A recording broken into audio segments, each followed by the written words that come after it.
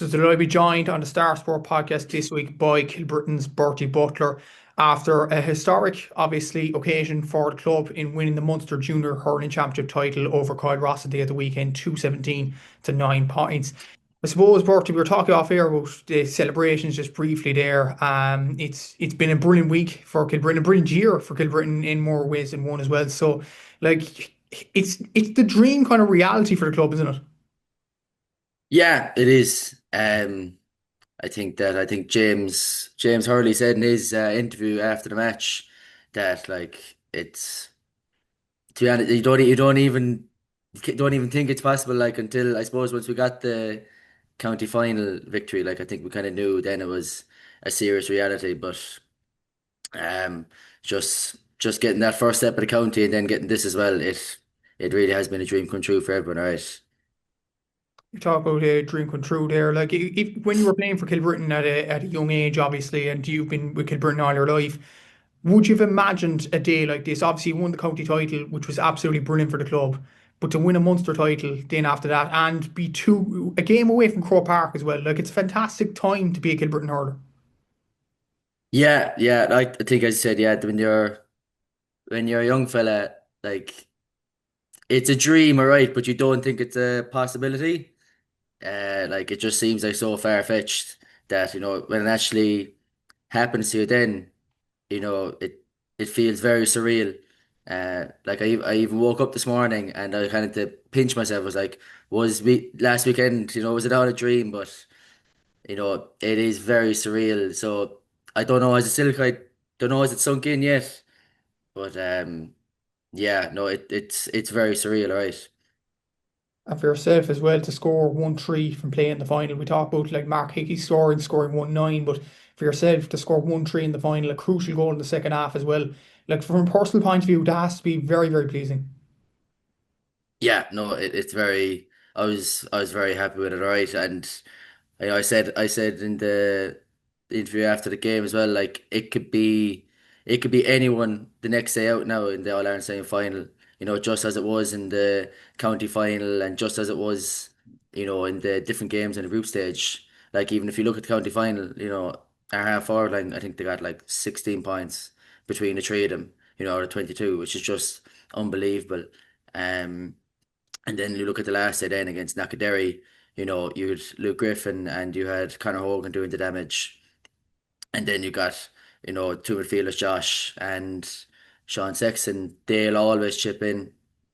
And then, even look at Aaron Holland's point in, on Saturday, it was crazy. Like, so we've scoring threats all over the field. And, if you try and, you know, take one or two fellas out of the game, that we'll always have someone else that can pop up on a given day. And look, I was just very lucky it was me on Saturday, touching back to it again. It was a dream come true, for that to get that kind of scoring return in the Munster final. So yeah, still kind of pinching myself thinking about it. You touched on the individual tallies across the team, obviously, with yourself, Mark Hickey, obviously, Josh O'Donovan in the midfield, Sean Sexton in the midfield, Conor Hogan. Like the list goes on, the list is endless in many ways.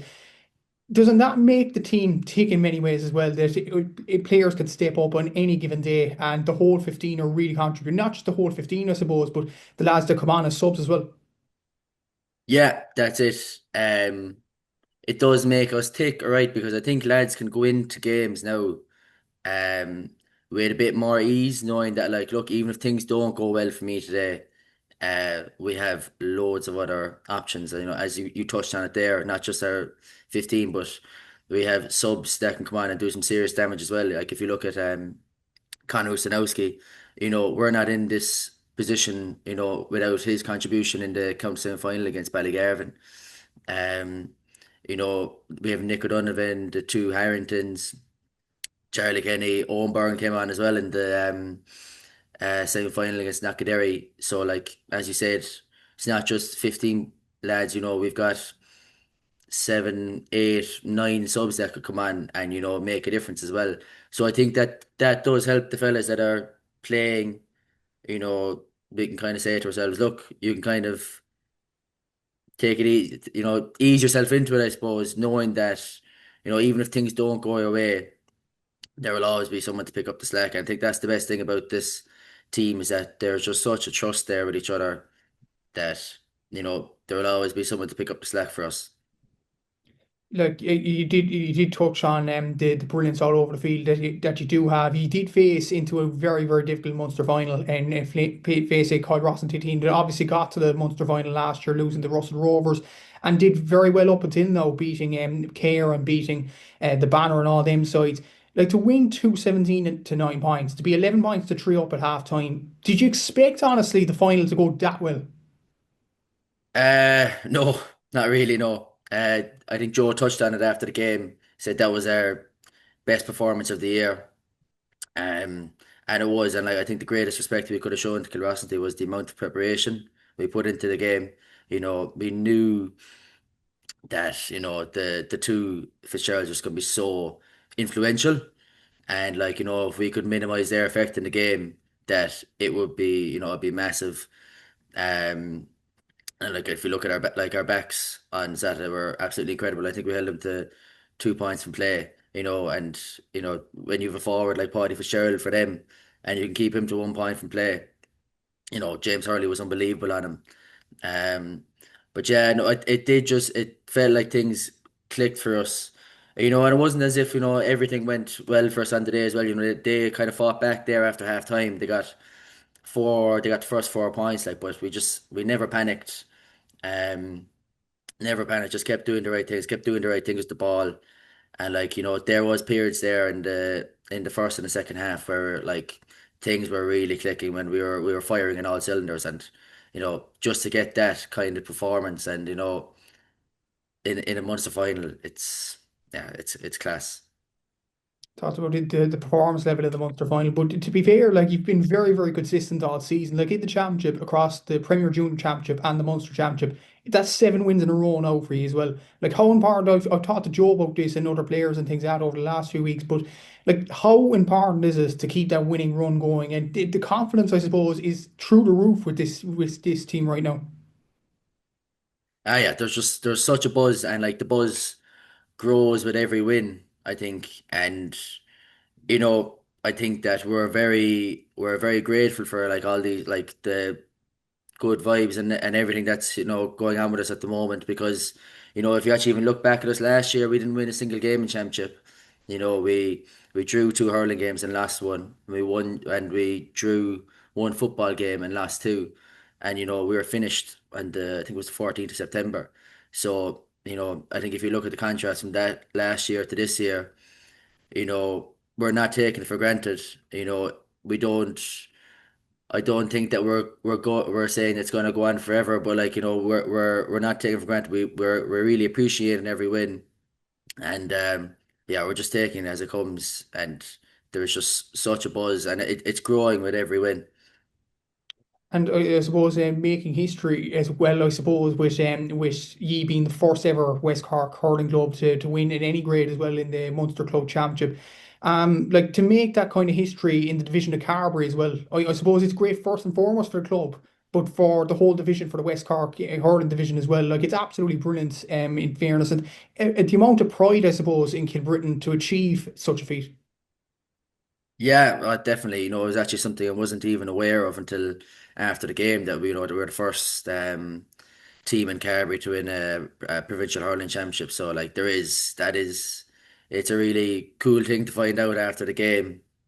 But I think first and foremost for the club, it's provided such a buzz to the community. Because obviously it's been a hard year and stuff like that, and with Oisin Gilat's passing, and to provide that, just that sense of happiness for the Gilat family, but not just for the Gilat family, also for the Enright family as well. And Kate's passing last year, but it's just provided the community, I think, with such a sense of happiness. I think that's probably the most fulfilling thing for us as a team, that seeing all the smiles, and all the people in the community, getting back to the village on Saturday night was unbelievable. And Jack Desmond said it in his interview before the final. He said that there's no talk of Christmas yet. It's just all talk about hurling, which is, it's a really cool thing to have. talked about Christmas there, and there's no talk about stuff that's going on at Christmas, and obviously it's all hurling. Like your All Ireland semi final is scheduled for, I think it's December 20th or 21st. That's less than a week before Christmas as well. So Yeah. like, but at the same time, isn't it great as a group of players, I suppose, to keep together up until the very end of the year and keep hurling right up to the depths of winter as well. I suppose that's absolutely brilliant as a group too. Yeah, oh, it's unreal. Um, Joe said it, before he went out for the game on Saturday. He said we want to be training next week. It wasn't even about, obviously we want to win the final, but like his message was, let's just get back training next week. We just win this game and let's get back training next week. And you know what, you'd hear sometimes of people that maybe aren't involved with GA and being like, how do you do it? Like how do you just keep going back training whenever? But like when you get days like that, it's so easy to go back training. All you want to do is just go back training. All you want to do is go back and see the lads again. And yeah, look, we've had a few days off. I think a few of us will need a few days off, all right? But we're really looking forward to getting back training now. And you talked about Joe there in depth as well, and obviously the influence that he's had on the team. I suppose it's been absolutely brilliant to have Joe involved as manager this year, and he's very, very a motivational figure in many ways to the whole group. Yeah, absolutely. He he's just such a calming influence. You'd rarely see Joe like get too excited or get if he's roaring or anything like that. You'd rarely see it. Just such a calming influence, and I think for a team that's as young as ours, and that can maybe we can get a bit carried away sometimes. That calming influence is exactly what we need. But it hasn't just been Joe as well. This has been in the works for the last 5 years. When Jamie came in 2019 or 2020, we've just kind of been building on that. You know, just throughout the last 5 years, and with obviously with John Constantine last year as well. This hasn't been a year in isolation. This has been in the works for a while, is what we feel. Um, but I think what Joe has brought to the table definitely has been that sense of calmness, and we've really benefited from it as well.